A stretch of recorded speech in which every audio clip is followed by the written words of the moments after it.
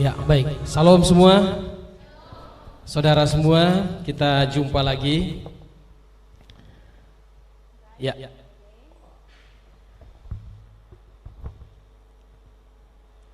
Oke. Ya. Baik. Saudara semua, kita hari ini kita akan belajar tujuan hidup yang akan kita capai. Today we will learn about the purpose of God, life. Ya. Oke.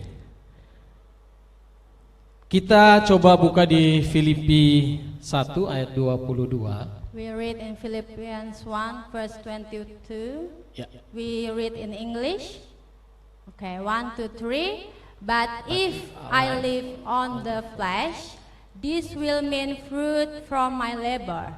Yet what I shall choose I cannot tell. Ya, Indonesianya 3, 2, 1. Jika aku harus hidup di dunia ini, itu berarti bagiku bekerja memberi buah. Nah,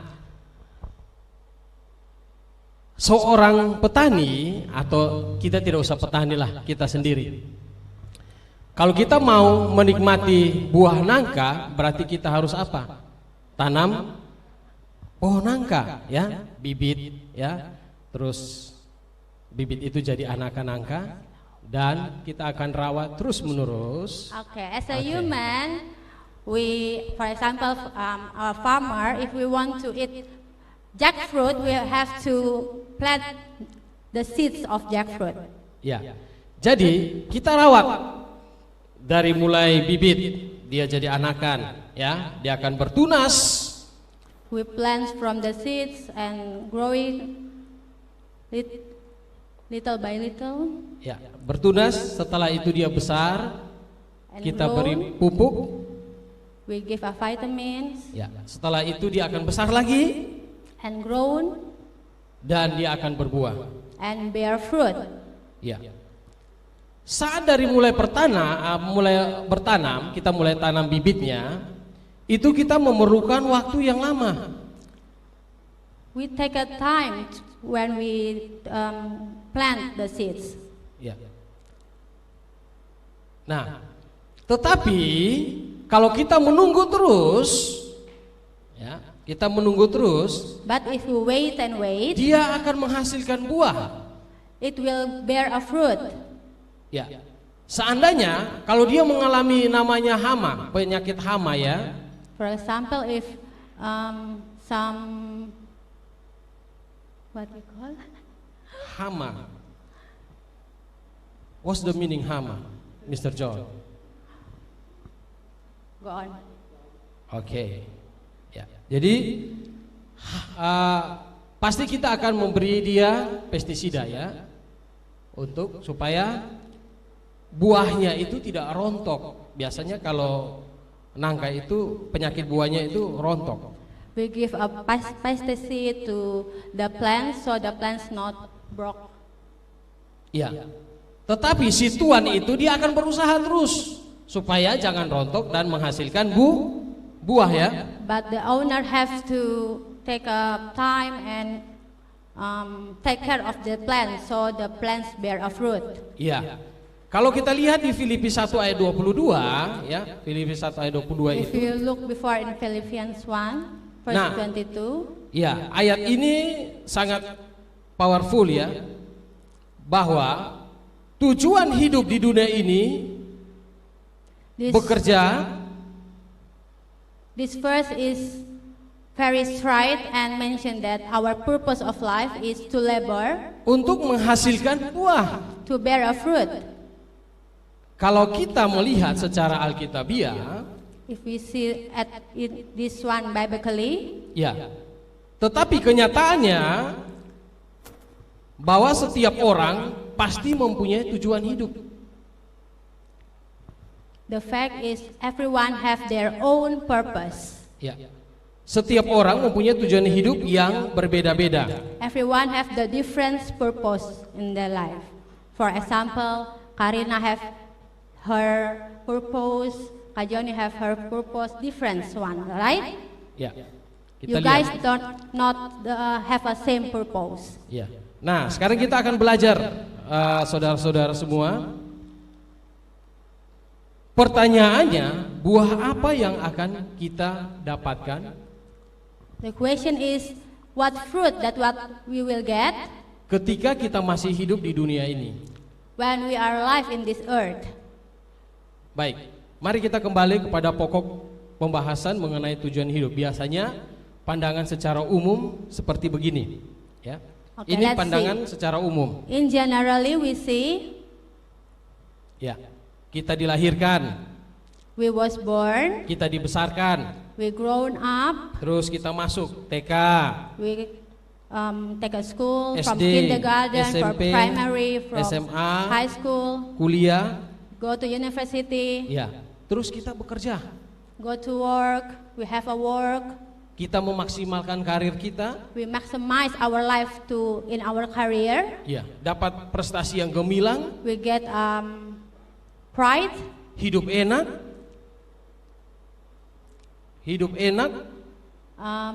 enjoy life, enjoy life, berlimpah-limpah dengan harta, we are wealthy, ya. Terus jaminan akhir tua sudah enak. we have assurance, Terus masa depan keluarga kita juga sudah terjamin karena harta banyak, ya. our future is in assurance. Nah, Because itu adalah tujuan dunia. That's the world purposes in generally. Pertanyaannya, apakah The question is, pandangan umum di atas salah atau benar? is the fact is true or not? Jawabannya pasti tidak salah, betul ya? The true or not? Yes. It's okay, it's true. Ya. That's Karena- general. Ya, saya mau tanya coba. Saya tanya. Itu, nah, Kak, yang pakai baju batik hitam di sebelah sini, batiknya di sebelah sini. Oh, Ya. Okay. Coba kamu jawab. Apakah kamu mau dilahirkan, terus dibesarkan, belajar, terus sampai kerja, terus memaksimalkan karir, ya, prestasi gilang, hidup enak, berlimpah-limpah dengan harta, terus terakhirnya jaminan tua sudah enak. Mau? Mau seperti begitu? Hanya jawab iya atau tidak. Mau? Do you want? Okay, yes. Mau. Oke. Saya juga kalau ditanya saya mau. Ya, saudara-saudara, saya mau. Saya mau sekali. I want to. Ya. Nah, itu adalah konsep dari dunia. This this world concept. Oke, kita simak dulu. Karena konsep seperti itulah yang diajarkan kepada kita secara positif. Betul, positif ya atau negatif itu? This concept is a positive. Yes, positif ya. Baik, kita lanjutkan. Perhatikan baik-baik, kalian akan menemukan jawabannya nanti. Jadi, kita diajarkan secara positif dan merupakan pandangan umum yang diharapkan oleh orang tua kita semua, ya. Our parents expect it that we was born and we grown out and we have success. Ya. That's the expected of our parents. Ya, jadi itu diharapkan oleh orang tua semua dimanapun agar anak-anaknya tumbuh sukses di kemudian hari. Coba kita perhatikan rentang waktu dari mulai kerja, karir, prestasi, hidup enak, berlimpah harta, ya, di masa yang sangat rawan biasanya itu setelah anak-anak masuk SMA. Okay, Yeah. we see from the life cycle from we take a school and after that we have to work. Ya, SMA lulus, terus kuliah lulus. Jadi kalau saya perkirakan situ dari mulai umur 17 tahun sampai 40 tahun. From 17 years old to 40 years old. Ini adalah masa yang penuh dengan berbagai cobaan dan hawa nafsu This time is very critical. yang sulit dikontrol dan dapat dikatakan itu merupakan masa di mana keinginan daging uncontrolled, hard. It's hard Ya. to control. Ya, keinginan daging kita sedang memberontak. Our flesh, we want to follow our own flesh. Ya. Jadi dari mulai 17 tahun sampai 40 tahun. Nah, kalau kita lihat, perhatikan, kalian nanti akan masuk di era itu kita akan cari, kita akan pikir, wah, saya harus sukses. Yeah, we have to think, I want to be a successful woman or man. Nah, dari umur 17 sampai 40 tahun kalau kita tidak dapat ya tujuan hidup yang sebenarnya dari Tuhan. Okay, from 17 to 40 years old, if we not found the purpose of life from the Lord, saya bilang celaka. it's an accident for Ya. you. Because Kenapa saya bilang celaka? why I say it's an accident? Karena umur begitu umur untuk menentukan pilihan kalian. Because from 17 is the time so we can focus to choose our purpose of life. Ya. Kalau kita tidak menumbuhkan tujuan hidup yang benar, If we not found the right purpose, kita akan masuk dalam terjerumus dalam berbagai-bagai masalah. we will enter to the wrong way. It's a problem for our life.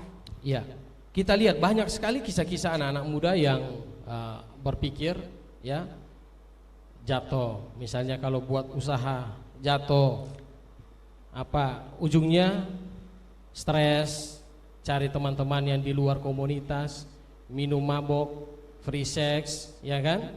Itu umur-umur bahaya, saudara-saudara ya. Jadi itu kalau dibilang grafik sangat rawan. Okay, we see for the example, our friends, they have a same age with us, Yeah. they success, but they fall into the sin, go in the wrong way, go to narcotics, go to freak sex, and they broken. Ya. Akhirnya kita jatuh di dalam berbagai-bagai dosa ya. And so they fall into the sins. Oke. Kita lihat tujuan hidup kita sebenarnya bukan berpusat pada diri kita sendiri. We see our purpose of life is not centered in our own self. Ya. Kalau kita lihat sebelumnya tadi saya terangkan dari awal, itu kita hidup untuk diri kita sendiri. I mentioned before that in generally from was born to when we're growing up, that's the centers, self-center. Ya, tetapi Tuhan mau hidup kita untuk Tuhan. Kita baca di Kolose 1. Coba Kolose 1 ayat 16b depannya. God wants our life Ya. to Him. Oke, English. Colossians 1 verse 16. All things were created through Him and for Him. Okay, once again. All things were created through Him and for Him. Sebab segala sesuatu diciptakan oleh Dia dan untuk Dia. Baik, kita lanjutkan. Nah, kita kembali kalau kita lihat ayat di atas, di mana Paulus mengingatkan kita kalau mau hidup di dunia ini maka kita harus hidup memberi, ya, harus dapat memberikan atau menghasilkan buah. Okay, Paul remind us from the Colossians is we have to bear fruit, life to bear fruit. Ya. Apa yang dimaksudkan dengan menghasilkan buah? Kita baca di Matius 12 ayat 33. What means to bear fruit? We see in Matthew 12:33, Ya. 1-3. Either make the tree good and its fruit good, or else make the tree bad and its fruit bad, for a tree is known by its fruit. Ya, Indonesianya 1, 2, 3. Suatu pohon kamu katakan baik, maka baik pula buahnya. Jikalau suatu pohon kamu katakan tidak baik, maka tidak baik pula buahnya. Sebab dari buahnya pohon itu dikenal. Ya, kita lihat. Nah, Yesus pun sudah berulang kali memberi penekanan hal ini terus menerus, saudara-saudara. Jadi kalau kita perhatikan Matius 12 ini dikatakan bahwa kita melihat, ya, Kita melihat pohon tidak bisa langsung melihat, oh pohonnya tinggi. Saya punya satu pohon di rumah. Itu I ada have pohon trees. mangga, ya ada mangga. Mango trees, Mangganya itu sudah mungkin sekitar 12 tahun. Rimbun besar, 12 years big. tetapi tiap tahun hanya bunga saja. But Hanya every bunga. year is already only flower. Ya, hanya bunga. Setelah itu angin datang tiup, rontok semua. And if the winds come and it fall down. Ya. Terus kami ya kasih pupuk dia, kasih pupuk itu pohon keliling. We take care these trees, Tetapi sama saja setiap tahun seperti begitu. but it's the same. Apa yang kami lakukan? Apa yang kami lakukan? Kami memangkasnya. Padahal besar. So we cut it. Hidup sia-sia, ya. Useless. Jangan sampai kita hidup sia-sia. Ya. Masa muda kita sia-sia. Kita sudah bertobat, ya. Kita sudah memiliki Tuhan, kita kenal Tuhan dari teman saya. Terus kita juga, sudahlah, saya sudah aman. Saya tidak mau cerita tentang kebenaran firman Tuhan di teman-teman saya. So don't make your life be useless. Itu masalah besar dalam hidup. That's the problem. Ya. You not take care your life. You Yeah. just make your. Kita diselamatkan supaya kita bisa mentransferkan keselamatan itu ke saudara-saudara kita. Ya.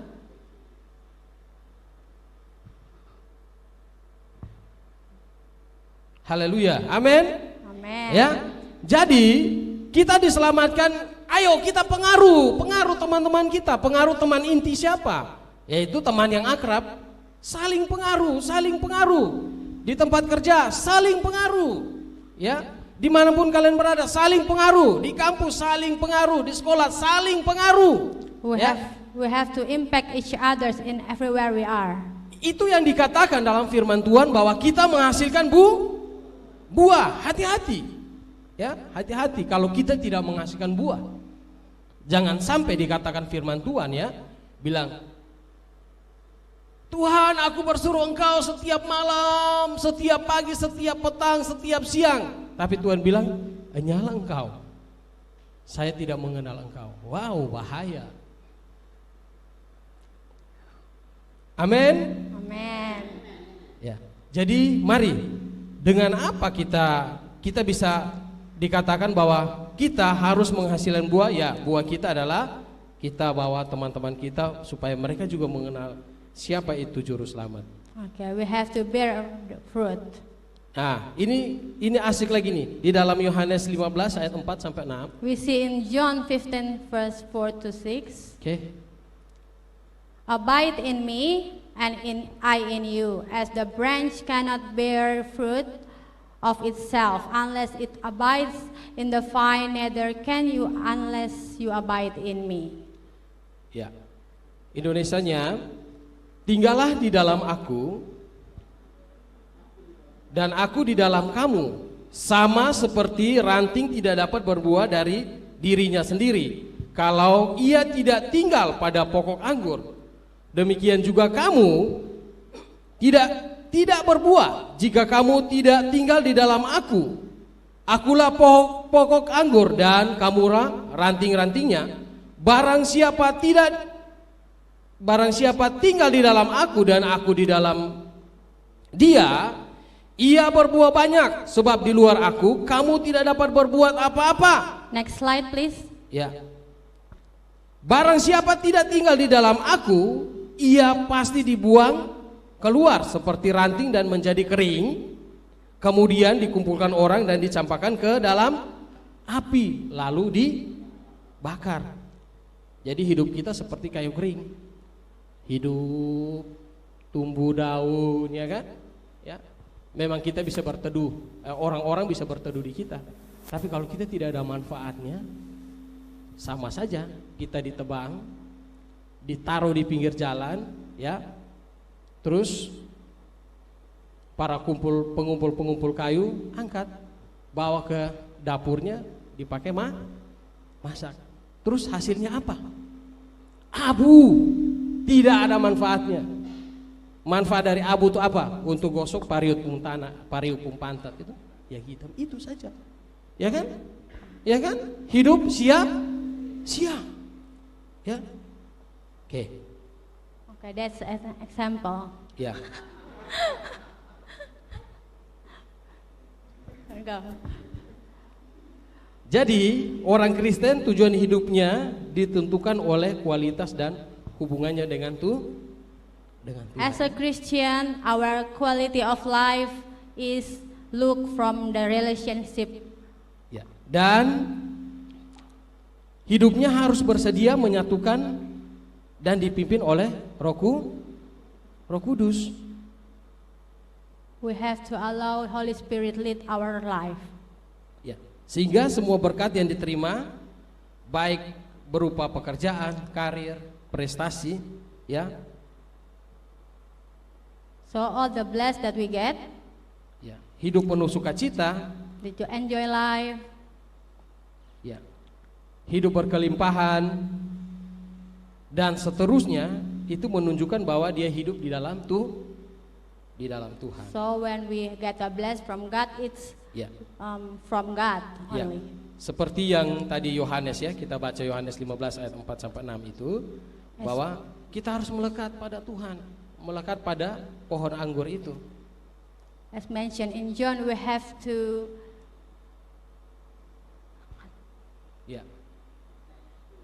attach in the vine. Ya. Kalau sederhananya lagi, Tuhan mau kita berbuah, bukan hal-hal yang berhubungan dengan lahiriah saja, yaitu kesuksesan itu.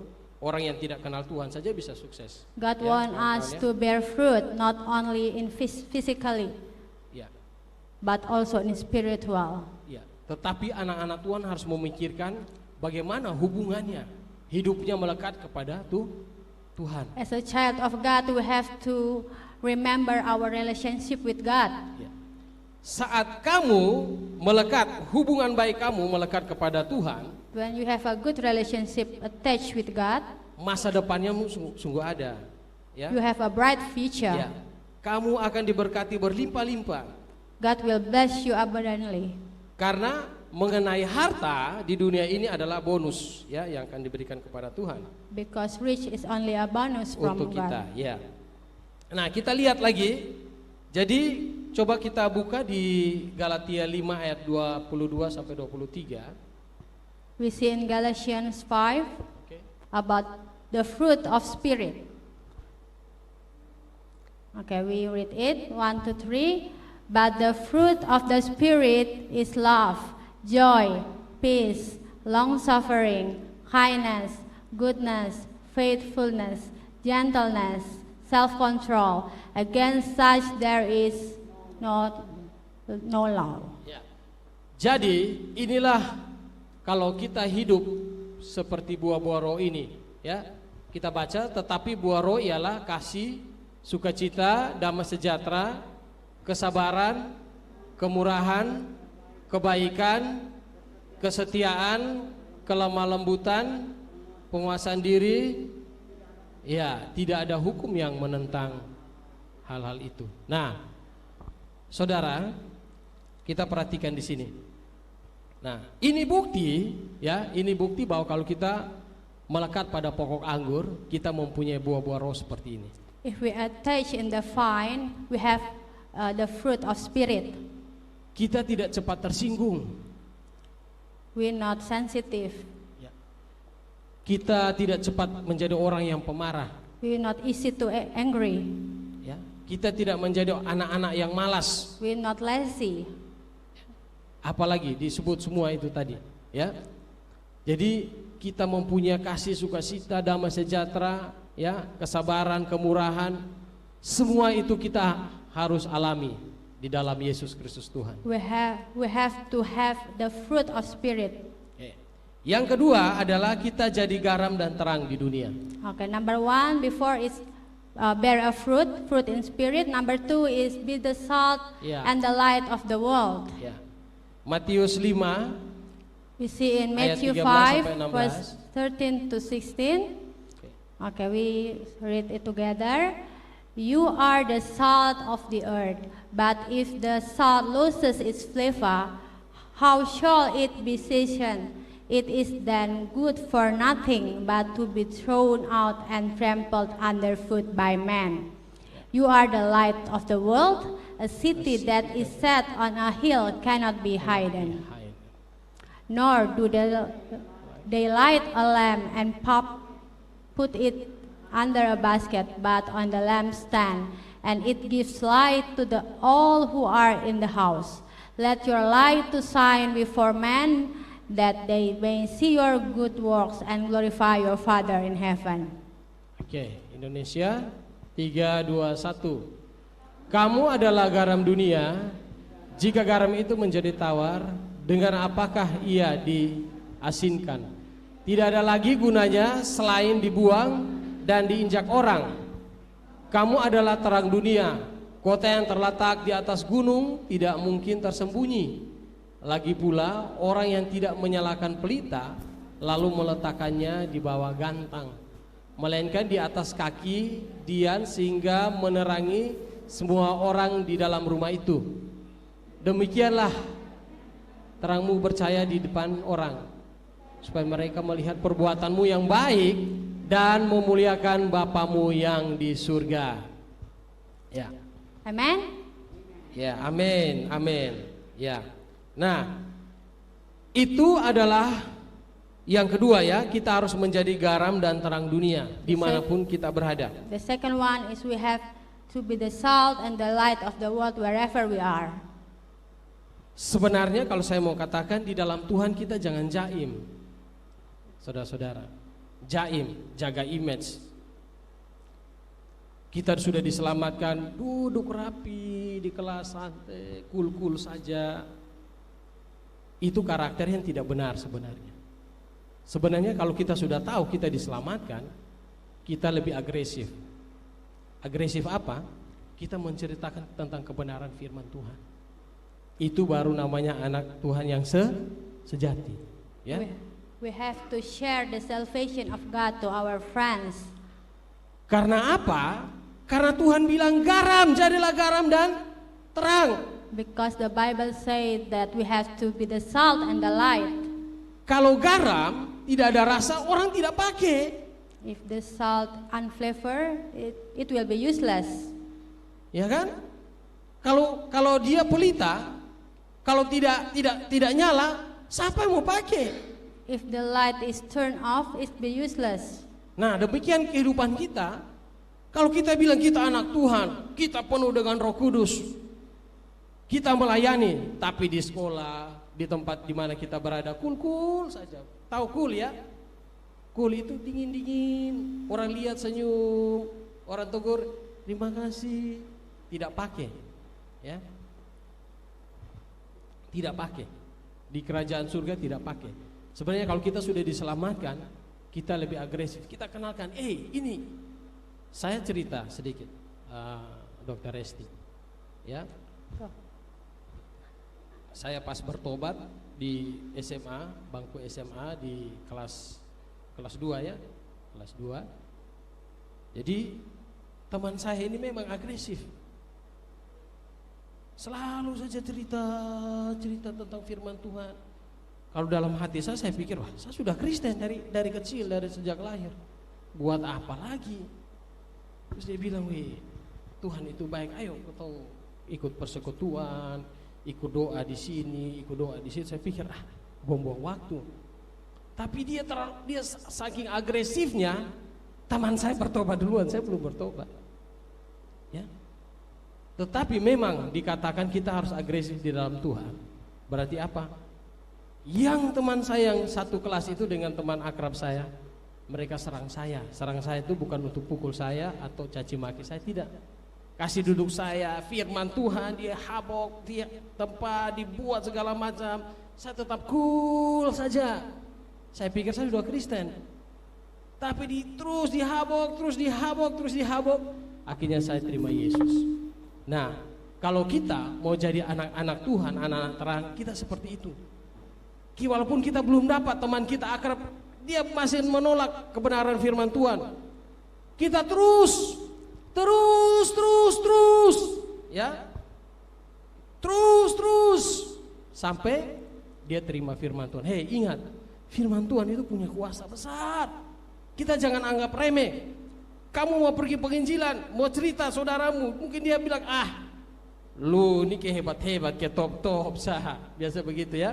Tapi kalau kita cerita terus, ingat, setiap benih kalau ditaburkan, pasti dia akan menghasilkan benih. Ya, bibit ditaburkan akan menghasilkan benih. Seperti kamu kalau makan mangga, ya, kasih bersih, tabur saja di tanah, tabur, disiram, dia akan keluar tunas. Demikian firman Tuhan. Kalau kita taburkan terus menerus, mungkin 1 hari belum kelihatan, 1 minggu belum kelihatan.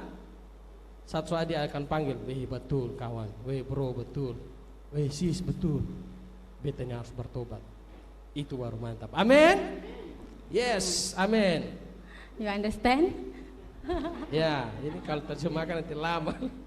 Ya, oke. Itu yang kedua, kita jadi garam dan terang dunia.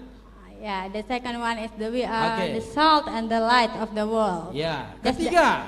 Kak Elvis already give you an example about himself. Ya, ketiga, kita harus jadilah semua bangsa muridku. We have to bring all nations become the God's Jesus disciples.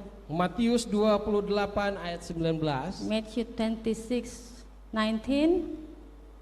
Go therefore and make disciples of all the nations, baptizing them in the name of the Father, of the Son, and of the Holy Spirit. Ya.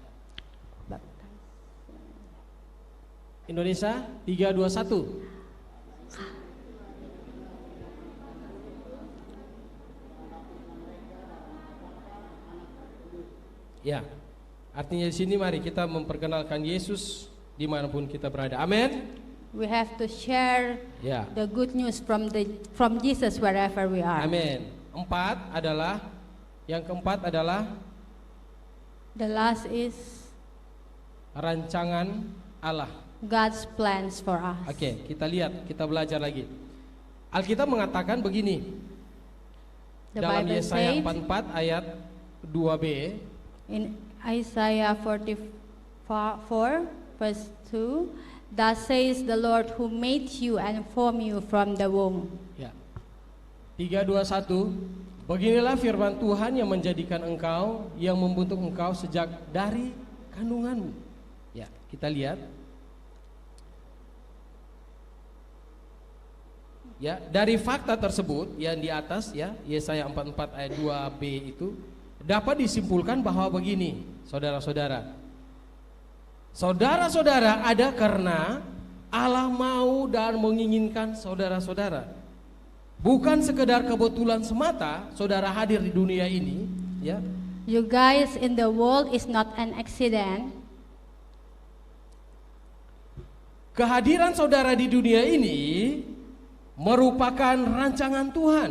Your access in this world is in the master plan of God. Dengan segala perhitungannya. With all the dengan segala perhitungannya. With all the counts. Ya. Dia adalah ahli biologi.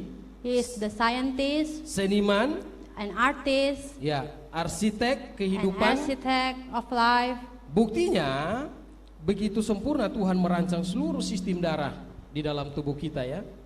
We see God create us. Ya. From the complex, from cells to become the big body, like your body. Ya, jadi kita lihat ada pembuluh darah besar, ada pembuluh darah kecil, bukan hanya kecil, tapi ada yang halus sekali. We see our bodies from the small things until the whole body like us. Dan juga Tuhan memberikan konser kehidupan yang penuh dengan nada-nada harmonis ya. Jadi ada nada-nada harmonisasi yang indah, ada nada rendah, ada nada tinggi ya. God puts the harmonized life in our life, like we in up down in our life. Ya. Jadi dalam perjalanan hidup kita ada senang, ada sedih, betul ya? In our life we have to we go through the up and down. Ada suka, ada duka. Happy, sad. Ya. Jadi Dia sudah menyiapkan perjalanan hidup kita itu sesuai dengan rancangannya. God already prepare the master plan for our life. Karena Tuhan tidak menciptakan kita seperti sedang bermain tahu ya, sedang bermain judi yang dadu tuh, dia punya nama biasa apa ya? God not create us like ya. a game. Ya. BG. Ada itu, terus ada yang kalau kita di Timor Leste namanya kuru-kuru. Ya. Itu dadu besar. Digoyang begini baru kita tunjuk sudah mau dapat, ya. Gambling, yes. Ya, itu. Kalau saya tahu tuh kuru-kuru, saudara-saudara. Ya. Nah, God not create us to become kuru-kuru. Ya. Gambling. Kita bukan saudara-saudara, kita bukan seperti begitu. Tuhan rancangkan kita bukan seperti begitu. Tapi rancangan Tuhan istimewa. Amin. God not create us like that, but He made us special. Supaya apa? Supaya kita membuahkan hasil, berbuah-buah sesuai rancangan Tuhan. So we can bear fruit like a master plan of God for our life. Iya. Karena Bapak Ibu minta maaf. You guys, brother and sisters. Karena kalau kita lihat ya, dalam Yohanes 15 ayat 4 dan 6 tadi, we see in John 15 before. Buat apa Tuhan kasih perumpamaan seperti begitu? Ya, melekat pada pokok anggur. Ya. Buat apa Tuhan kasih seperti itu? Perumpamaan, kita harus melekat pada pohon anggur karena ada maksud dan tujuan ilahi dalam hidup kita. Amin. Jadilah, makanya itu kita harus berbuah-buah. Supaya apa? Supaya rancangan Tuhan ada dalam hidup kita. Amin. Amen. We Baik. have to bear fruit, so God's master plan is able in our life. Oke. Ini adalah kunci jawaban bagaimana kita punya tujuan hidup, yaitu kita menghasilkan buah. The Baik. answer is we life to bear fruit, so our life is not be useless. Amen. Amin. Amen. Oke. So we have 4 points today. How we have the purpose of life from God. Number 1 is someone. We have 4 points from the message this afternoon. How we have a purpose of life. Number 1, someone. Galatia 5. Number 1 is the fruit of spirit. Number 2 is be the salt and the light of the world. Number 3 is go and make disciples. Share the word of God to our friends, to our family, and someone that need to be Kita shared. adalah rancangan. And number 4 is we are the God master plans. Kita harus tahu rancangan. Already remember number 1? The fruit of spirits, be the salt and the light of the world. Make disciples and have a God plans in our life. Amin.